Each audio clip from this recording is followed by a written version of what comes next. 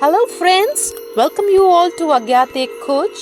This is a channel for like-minded Hindus like us who want to be connected to their dharma, be able to read, talk and discuss true unknown stories from our ancient texts.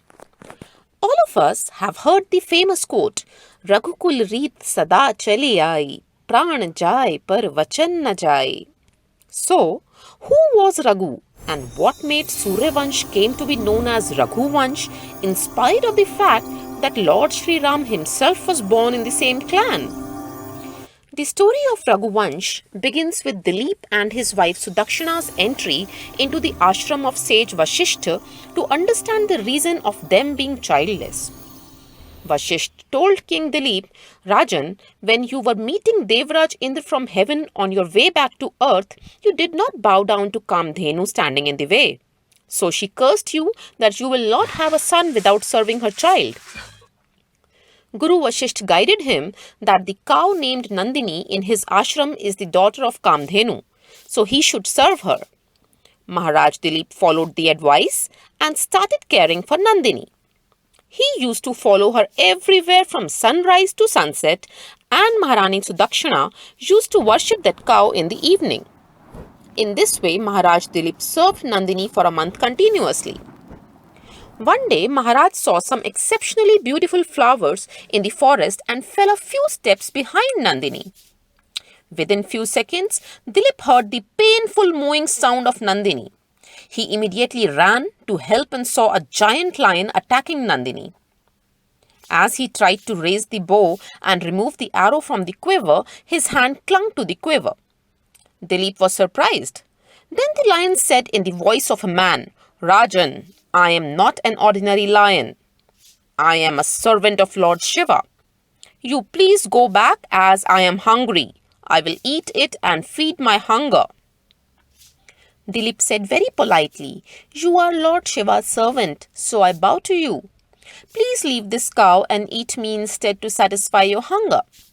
The lion explained to Maharaj a lot, but the king did not listen and eventually folded his two hands and fell near the lion, thinking that the lion would eat him in a few moments. At that moment, the flowers began to rain from the sky. And Nandini said in a human voice, Maharaj, please wake up. There is no lion here. All that you saw was done by my illusion. I was taking your exam. I am very pleased with your service. A few months later, after this incident, the queen became pregnant and received a son. They named him Raghu. Raghu was handsome and good-looking. He learnt the art of warfare and diplomacy and was also adept in Vedas. Before handing over the kingdom to his son and moving over to one, Dilip wanted to do 100 Ashwamedh Yagya as a final wish of his life. Before him, only Indradev had completed this feat and he was not pleased that Dilip, a mere human, could possibly match up to his greatness. On the day of 100th Yagya, Indra came and stole the Yagya horse. Raghu followed Indra to Devlok and fought a fierce battle to win back the horse. Indra was so impressed by his fighting prowess that he offered to give him anything but the horse. Raghu very wisely then requested Lord Indra to bestow upon his father the punya of having completed 100 Ashwamedh Yagyas. Lord Indra had to relent to Raghu's wish. Later, on the instruction of his guru Vashishtha, Raghu performed Vishvajit Yagya and gave up his entire wealth as dan. After completion of Yagya, when all the wealth was given, sage Kotsya, a disciple of sage Vartantu, came. Raghu greeted the sage by placing the offerings in an earthen vessel. Rishi Kotsya was familiar with Raghu's immense wealth and also his immense charity. On anticipating the present condition, he decided to keep the reason for his visit to himself. Raghu looked at a thoughtful Kotsya and requested to share the reason of his arrival, but Kotsya kept quiet. When Raghu relentlessly pursued, Kotsya gave in and told him that as Guru Dakshina, he had been asked to present 14 koti gold coins to his Guru for the 14 vidyas that he had taught him.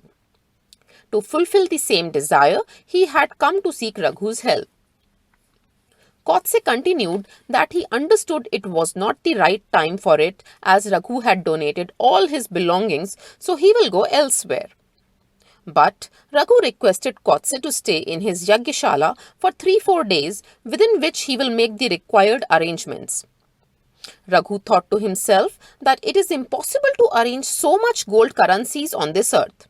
So he commanded his army to gear up for invasion to Lok of Kuber on the following morning. He spent that night on his rath, equipped with war weapons, ready to attack first thing in the morning. But before his departure, he came to know that Dhanadipati Kuber, by the virtue of the fear of Raghu, rained gold coins the night before and filled his treasury overnight. Now, Danveer Raghu wanted to give all the gold coins to Kotse, because this huge amount of gold was for him. But Tyagveer Kotse did not want to accept a single coin more than 14 koti in the form of dakshina.